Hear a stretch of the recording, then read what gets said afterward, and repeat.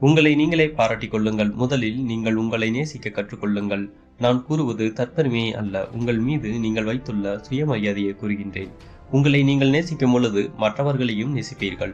உறவுகளில் பொதுவாக நாம் அடுத்தவர்களை குறை கூறுவதுதான் வழக்கம். உதாரணமாக, என் கூட வேலை பார்ப்பவர்கள் சோம்பேறிகள், என் கணவரோ மனைவியோ என்னை பைத்தியமாக்குகிறார்கள், என் குழந்தைகள் தொல்லை தாங்க முடியவில்லை. இது எல்லாம் அடுத்தவர்கள் மேல் செலுத்தப்படும் கவனம்.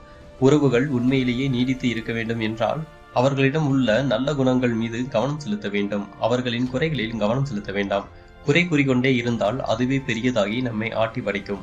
நீங்கள் உங்கள் உறவுகளில் மிக கடுமையான சூழ்நிலைகளை எதிர்கொள்ளும் சமயங்களில் கூட, உதாரணமாக 2 நபர்களுக்குள் எந்த விதத்திலும் ஒத்து வரவில்லை, வாழ்க்கை எதிர்பார்த்தது போல் இல்லை, இப்படி எதுவாக இருந்தாலும் உங்களால் மறுபடியும் இந்த உறவுகளை சரி செய்ய முடியும். ஒரு காகிதத்தில் அடுத்த 30 நாட்களுக்கு அந்த நபரிடம் பெருமையாக நினைக்கும் விஷயங்கள் என்ன என்று நினைக்கிறீர்களோ அதையெல்லாம் எழுதுங்கள். அவர்களை எதற்காக நேசிக்கிறீர்கள் என்பதையும் எழுதுங்கள். நகைச்சுவை உணர்வு, அவர்கள் காட்டும் அக்கறை மற்றும் கருணை போன்றவற்றை உதாரணமாக கூறலாம். அவர்களின் சிறப்பம்சங்களை எடுத்துக்கொண்டு அவர்களை பாராட்டுவதில் கவனம் செலுத்தும் பொழுது அதுவே இன்னும் உங்களுக்கு அதிகமாக கிடைக்கும். உங்கள் பிரச்சனைகள் எல்லாம் சூரியனை கண்ட பனி போல் அதுவே விலகிவிடும்.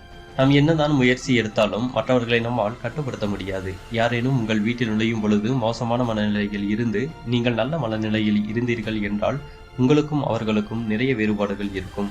ஈர்ப்பு விதி மூலமாக நம்முடைய சந்தோஷத்தை நாமளே உருவாக்கிக் கொள்கின்றோம். பல சந்தர்ப்பங்களில் உங்கள் சந்தோஷங்களை உருவாக்க நீங்கள் மற்றவர்களுக்கு ஒரு வாய்ப்பு கொடுக்கிறீர்கள். பெரும்பாலான நேரங்களில் நீங்கள் எதிர்பார்த்ததை போல் அவர்கள் உருவாக்குவது இல்லை. ஏனென்றால் உங்கள் சந்தோஷத்தையும் ஆனந்தத்தையும் கட்டுப்படுத்துவதற்கு ஒருத்தரால் மட்டுமே முடியும். அது யார் தெரியுமா? அது நீங்கள்தான். உங்கள் சந்தோஷத்தை கட்டுப்படுத்த வாழ்க்கை துணைகளாலோ அல்லது குழந்தைகளாலோ பெற்றோர்களாலோ முடியாது. உங்கள் சந்தோஷத்தை பங்கு கொள்வதற்கு அவர்களுக்கு ஒரு வாய்ப்பு கொடுக்கப்பட்டுள்ளது, அவ்வளவுதான். உங்களின் மகிழ்ச்சி உங்களிடம்தான் இருக்கின்றது. தொடர் பதிவுகள் அடுத்தடுத்து வெளியாகும். இந்த பதிவு உங்களுக்கு பிடித்திருந்தால் அல்டிமேட் கேக் சேனலை சப்ஸ்கிரைப் செய்து கொள்ளுங்கள். நன்றி, வணக்கம்.